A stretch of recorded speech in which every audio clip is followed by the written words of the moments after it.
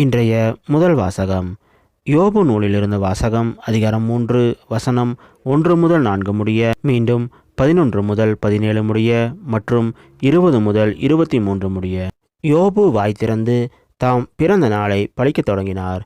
யோபு கூறியது: ஒழிக, நான் பிறந்த அந்த நாளே, ஓர் ஆண்மகவு கருவுற்றதென சொல்லிய அந்த இரவே, அந்த நாள் இருளாகட்டும்.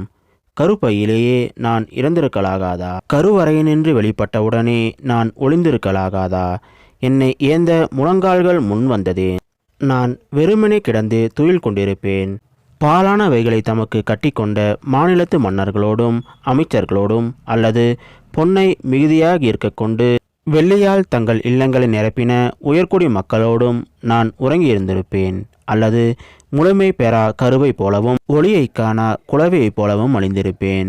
அங்கு தீயவர் தீங்கு செய்வதை நிறுத்துவர், களைப்புற்றோரும் அங்கு இளைப்பாறுவர். உறுதுயர் உற்றோருக்கு ஒளி தருவானேன், உள்ளம் கசந்தோருக்கு உயிர் கொடுப்பானேன். சாவுக்கு அவர்கள் ஏங்குகின்றார்கள், அதை புதையனிலும் மேலாய் கருதி தேடுகிறார்கள். ஆனால் அதுவோ வந்தபாடில்லை. கல்லறை காணின் களிப்பொய்தே அகமகிழ்வோருக்கு வாழ்வு வழங்கப்படுவதேன். எவருக்கு வழி மறைக்கப்பட்டுள்ளதோ, எவரை சுற்றிலும் கடவுள் தடைச்சுவர் எழுப்பியுள்ளாரோ, அவருக்கு ஒளியால் என்ன பயன்?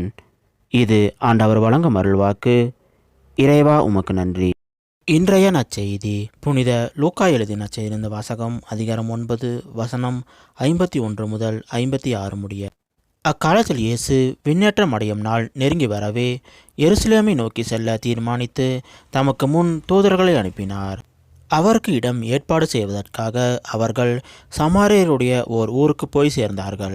அவர் எருசலேம் செல்லும் நோக்கமாக இருந்ததால் அவர்கள் அவரை ஏற்றுக்கொள்ளவில்லை. அவருடைய சீடர்கள் யாக்கோப்பும் யோவானும் இதை கண்டு, ஆண்டவரே, வானத்திலிருந்து தீ வந்து இவர்களை அழிக்குமாறு செய்யவா? இது உமக்கு விருப்பமா என்று கேட்டார்கள். அவர் அவர்கள் பக்கம் திரும்பி அவர்களை கடிந்து கொண்டார். பின்பு அவர்கள் வேறொரு ஊருக்கு சென்றார்கள். இது கிறிஸ்து வழங்கும் நற்செய்தி. கிறிஸ்துவே, உமக்கு புகழ்.